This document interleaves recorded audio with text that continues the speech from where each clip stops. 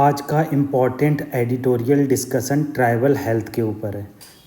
देखो, tribal health एक important subject है और इसको हॉलिस्टिकली अभी तक कवर नहीं किया गया है आज़ादी के बाद। नेहरू गवर्नमेंट ने ट्राइबल के लिए अलग प्रोविज़न बनाए ताकि उनकी ऑटोनॉमी मेंटेन रहे।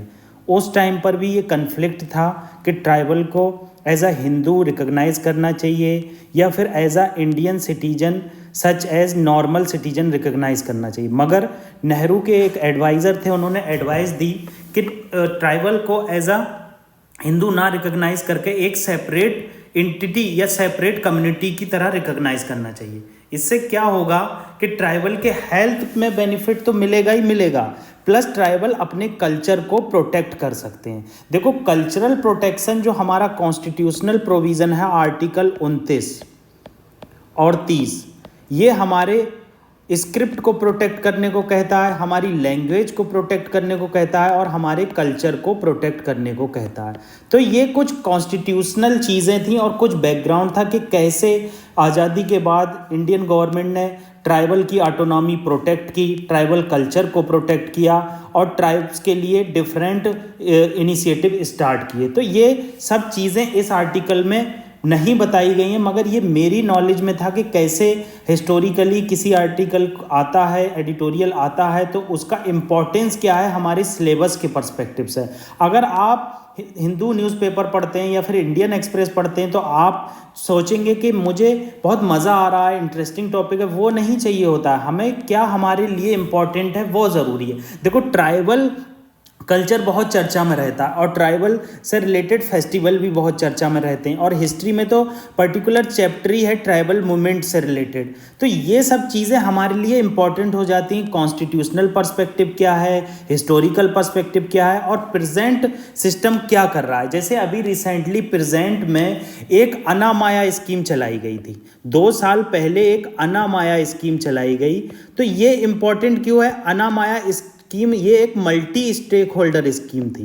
मल्टी स्टेक होल्डर स्कीम क्या होती है? जिसमें गवर्नमेंट भी पार्टिसिपेट करती है और प्राइवेट ऑर्गेनाइजेशन भी पार्टिसिपेट करते हैं। जैसे इसमें bill and Melinda Gates foundation participate कर रही है। तो अनामाया स्कीम के अंदर क्या था कि जो हेल्थ से रिलेटेड है, ट्राइबल हेल्थ कोलैबोरेशन किया जाएगा। देखो, इसमें 2 मिनिस्ट्री इन्वॉल्व थी, ministry of health and family welfare and other ministry थी मिनिस्ट्री ऑफ ट्राइबल अफेयर, मोटा। ठीक है, तो ये जो स्कीम्स होती हैं क्यों आई हैं, क्या पर्सपेक्टिव है उनका, ये हमारे लिए बहुत इंपॉर्टेंट हो जाता है। तो न्यूज़ में क्या है, देखो, standing committee on empowerment of women ने एक रिपोर्ट सबमिट की लोकसभा में जिसका टाइटल था health facility for tribal women.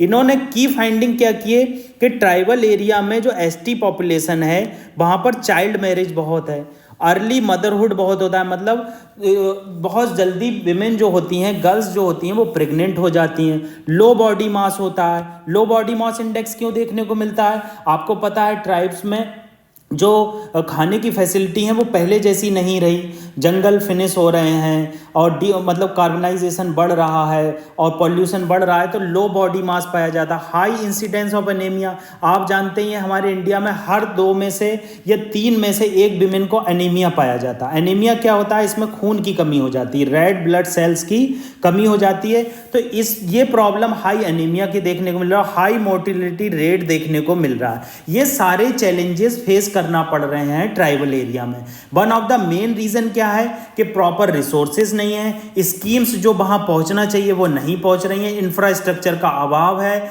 Data का अभाव है। जो डेटा मिलना चाहिए, जिसको डेटा को आर्टिफिशियली इंटेलिजेंस के थ्रू एनालिसिस करना चाहिए, वो सब नहीं हो पा रहा है। ये क्यों नहीं हो रहा है? ये इस वजह से नहीं हो रहा है कि ट्राइबल का जो इकोनॉमिक पार्टिसिपेशन है बहुत कम होता है। कैपिटलिस्ट सिस्टम में क्या होता है, जो इकोनॉमी में सबसे ज्यादा पार्टिसिपेट करता है उसे सबसे ज्यादा बेनिफिट देखने को मिलते हैं। तो ये कैपिटलिस्ट सिस्टम की खामियां हैं। मगर वेलफेयर इकोनॉमी में क्या होता है, जैसे इंडिया हमारी वेलफेयर प्लस कैपिटलिस्ट है, जिसे हम सोशलिस्ट प्लस कैपिटलिस्ट कह सकते हैं। तो वेलफेयर इकोनॉमी में क्या होता है कि हम वेलफेयरिज्म पर बहुत ध्यान देते हैं, स्कीम्स इसका स्टार्ट करते हैं, लोगों पर टैक्स लगाते हैं ताकि उस टैक्स के बेनिफिट लोअर स्ट्रेटा तक पहुंचाए जा सकें। तो इस तरह की चीज़ें की जाती हैं। अब पहली चीज़ इन्होंने जो चैलेंजेस बताया है, जो पहली बात बताई है, चैलेंजेस से पहले ही इन्होंने ये डिस्कस कर दिया है कमेटी ने कि इनसफिशिएंट डेटा है। मतलब ट्राइबल के एरिया में ट्राइबल के वेलफेयर के लिए जो डेटा कलेक्ट करना चाहिए था मिनिस्ट्री ऑफ ट्राइबल अफेयर्स के द्वारा सेपरेटली,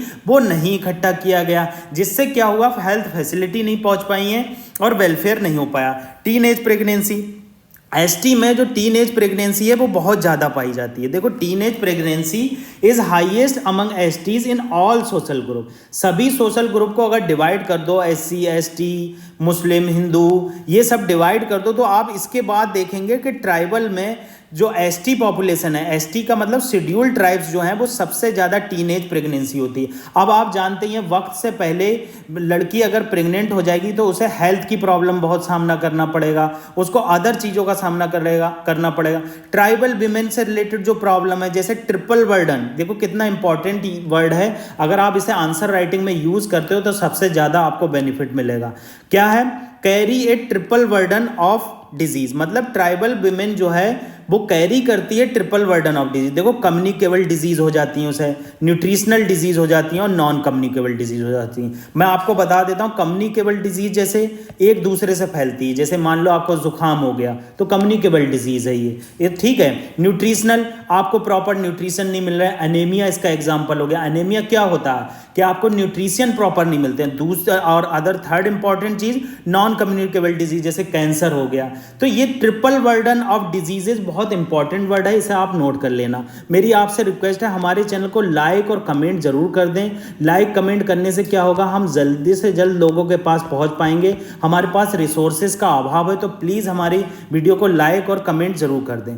अब कुछ बेसिक डिटेल जो प्रीलिम्स में भी यूज़ हो सकती है और मेंस में भी यूज़ हो सकती है, और हमारे आने वाले प्रीलिम्स के लिए बहुत इंपॉर्टेंट है। ट्राइब्स इन इंडिया, मतलब इंडिया के ट्राइब्स का क्या स्टेटस है। देखो, आर्टिकल 342, आर्टिकल 342 में शेड्यूल ट्राइब को डिफाइन किया गया है। बहुत अच्छा क्वेश्चन बनता है, यूपीएससी पूछती है कि कॉन्स्टिट्यूशन में शेड्यूल ट्राइब को कहीं भी डिफाइन नहीं किया गया, बिल्कुल गलत हो जाएगा। शेड्यूल ट्राइब को डिफाइन किया गया है और बताया गया है ट्राइब्स और ट्राइबल कम्युनिटी और पार्ट ऑफ और groups within tribal community which are president में स्पेसिफाई बाय पब्लिक नोटिफिकेशन। मैंने आपको प्रीलिम बूस्टर में बताया भी है कि कैसे प्रेसिडेंट जो है गवर्नमेंट के बिल से पार्लियामेंट में बिल लाते हैं, पार्लियामेंट बिल को पास किया जाता है, फिर प्रेसिडेंट एक नोटिफिकेशन निकालते हैं, उसके आधार पर ट्राइबल पॉपुलेशन डिसाइड होती है कि किसको ट्राइब का स्टेटस मिलेगा। अब एसटी पॉपुलेशन कितनी, मतलब टोटल पॉपुलेशन का 8.6% जो है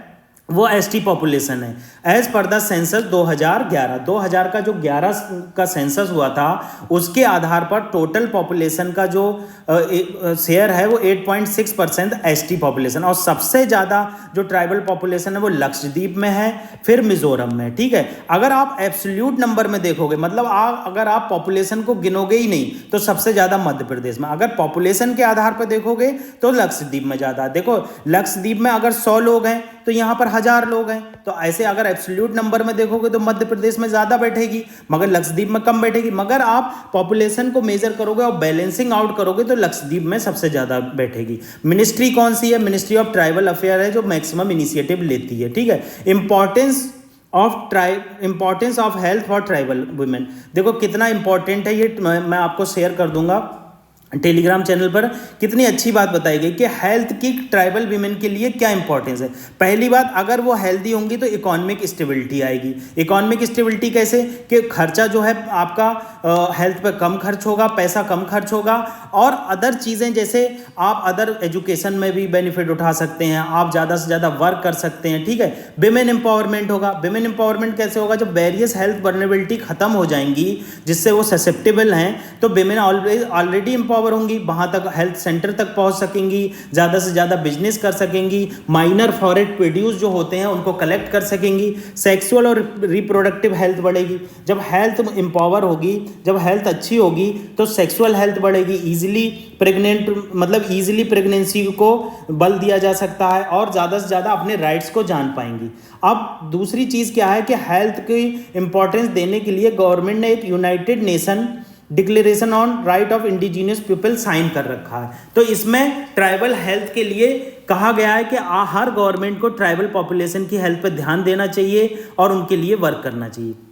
अब देखो वो चैलेंजेस आ गए जो हमें डिस्कस करना है, जो अक्सर पूछे जाते हैं। आपसे यूपीएससी ऐसे क्वेश्चन पूछता है, ट्राइबल हेल्थ बहुत इंपॉर्टेंट है, अभी एक पार्लियामेंट्री कमेटी की रिपोर्ट आई है, क्रिटिसाइज कीजिए, आप क्रिटिसाइज कीजिए, डिस्कस कीजिए। तो इस तरह की चीज़ों में चैलेंजेस लिखना पड़ते हैं। चैलेंजेस क्या है? Language and cultural barrier. अब हेल्थ फैसिलिटी क्यों नहीं पहुंच पाती है? देखो ट्राइबल की लैंग्वेज कुछ और है और जो हेल्थ फैसिलिटी लगी है वहाँ पर मॉडर्न लोग पहुँचे हुए हैं, वो हिंदी बोलते हैं या इंग्लिश बोलते हैं, तो इन लोगों से कम्युनिकेशन नहीं हो पाता। इसी को लैंग्वेज और कल्चरल बैरियर कहते हैं। अगर कोई मीडिएटर हो जाए यहाँ पर, रामू को, अगर हमारे प्यारे रामू को मीडिएटर बना दें तो रामू क्या करेगा? इनकी लैंग्वेज को समझकर इससे कम्युनिकेट करेगा, तो जो लैंग्वेज और कल्चरल बैरियर है वो खत्म हो जाएगा। तो इसी वजह से क्या होता है, one of the major challenges language and cultural barrier आता है। ठीक है, दूसरा इंपॉर्टेंट चैलेंजेस क्या आता है?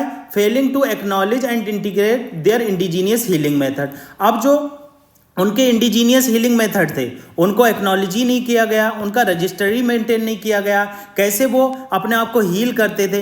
गवर्नमेंट को तो बस इतना पता है कि वो ठीक हो रहे हैं, अच्छे से ज़िंदगी जी रहे हैं, हमें कोई मतलब नहीं। अगर उनके मेथड को हमने रजिस्टर्ड कर लिया होता तो आज वो मेथड हम आम जनता पर भी यूज़ कर सकते थे। तो हमें उनके जो मेथड है वो एक्नॉलेज करना चाहिए था और इंटीग्रेट करना चाहिए थे अपने मॉडर्न हेल्थ सिस्टम में, जो हमने नहीं किया है। ये दूसरा इंपॉर्टेंट चैलेंज है। तीसरा इंपॉर्टेंट चैलेंज क्या है? Geographical remoteness. आपको पता ही है वो जंगल के बीचों बीच रह रहे हैं, इधर जंगल है, तो हेल्थ वर्कर वहाँ जानना ही नहीं चाहते हैं। तो ये एक सबसे इंपॉर्टेंट फीचर आता। अगर ये रामू ट्राइबल एरिया से ले लिया जाए, इस रामू को ट्राइबल एरिया से उठा लिया जाए, तो ये दोनों के बीच में कम्युनिकेट कर सकेगा, तो जियोग्राफिकल रिमोटनेस कम हो जाएगी।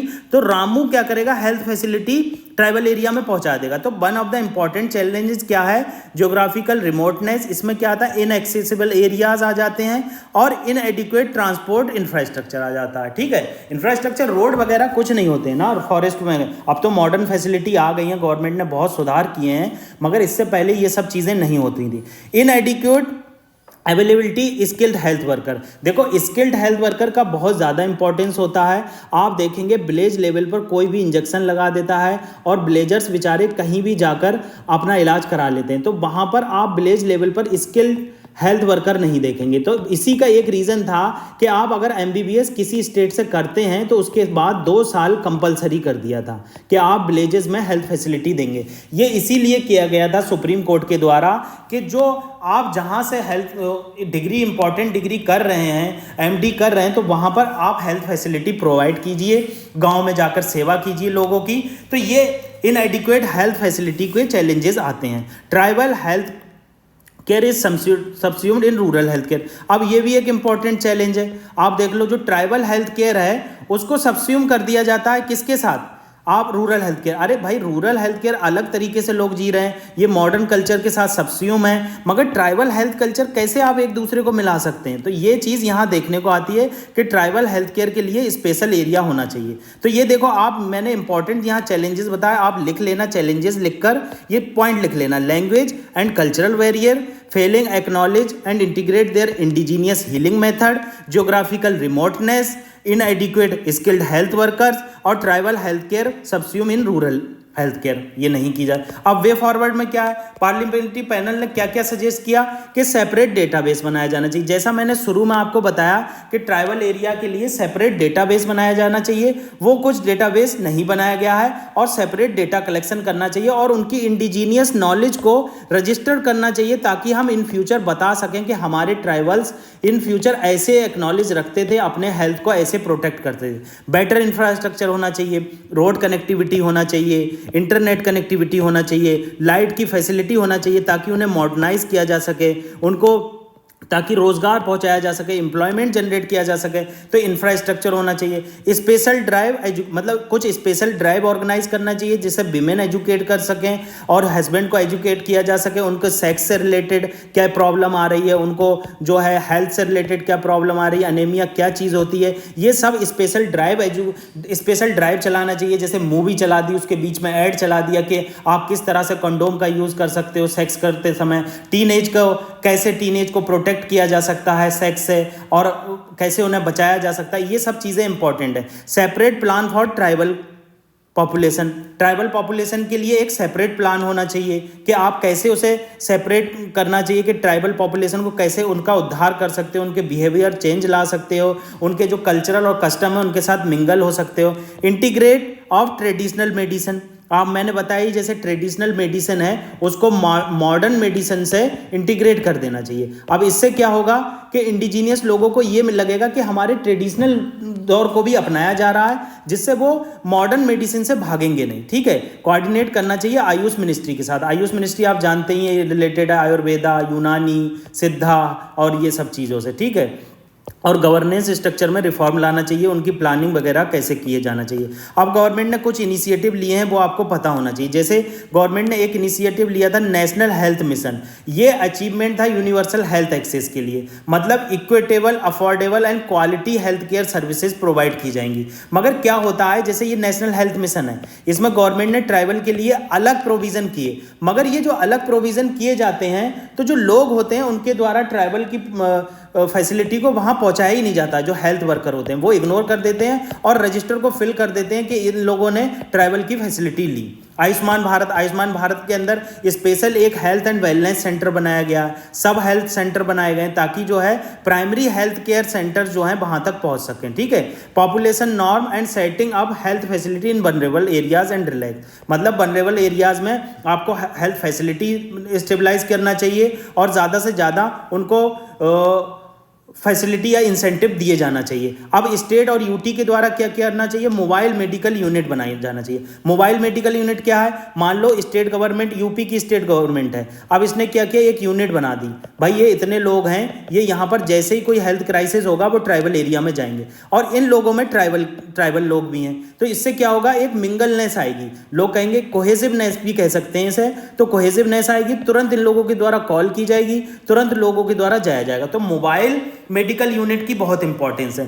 अब आउट ऑफ पॉकेट एक्सपेंडिचर कम करना चाहिए। अभी आपने सुना था रिसेंटली क्या हुआ था, हमारे इंडिया का आउट ऑफ पॉकेट एक्सपेंडिचर 65% तक पहुंच गया था। क्या होता है out of pocket expenditure, government facilities जो देती हैं वो नहीं मिल पाती हैं, तो गवर्नमेंट जो पॉपुलेशन क्या करती है, सिटीजन्स क्या करते हैं, अपना जो पैसा है वो खर्च करते हैं और उस पैसे को खर्च कर हेल्थ फैसिलिटी यूज़ करते हैं। तो इससे क्या होता है, गवर्नमेंट की जो फैसिलिटी है वो उन्हें नहीं मिल पाती, तो 100 में से 65 रुपये तो उनके किस पे खर्च हो जाते हैं, हेल्थ पे खर्च हो जाते हैं। तो इसे आउट ऑफ पॉकेट एक्सपेंडिचर कहा जाता है। तो मिनिमाइज करना चाहिए, मतलब इंफ्रास्ट्रक्चर पर बल देना चाहिए, हेल्थ फैसिलिटी प्रोवाइड करना चाहिए, हेल्थ स्किल्ड वर्कर प्रोवाइड करना चाहिए और ज़्यादा से ज़्यादा इंसेंटिव देना चाहिए ताकि उनके अंदर अवेयरनेस आ सके। तो ये वे फॉरवर्ड में हम चीज़ें लिख सकते हैं, कंक्लूजन में लिख सकते हैं। तो ये इंपॉर्टेंट आर्टिकल था, बहुत अच्छा आर्टिकल था, आप इसे नोट कर सकते हैं। आगे ट्राइबल से रिलेटेड कोई भी आर्टिकल आएगा तो आपको ज़रूरत नहीं पड़ेगी। हम लोग सिलेबस को इस तरह से करते हैं ताकि आपका सिलेबस कवर हो जाए, ताकि आपको अदर जगह जाने की ज़रूरत ना पड़े। अगर हम डेली छोटे छोटे एडिटोरियल कवर करेंगे तो आपके सिलेबस पूरा नहीं होगा। Thank you very much.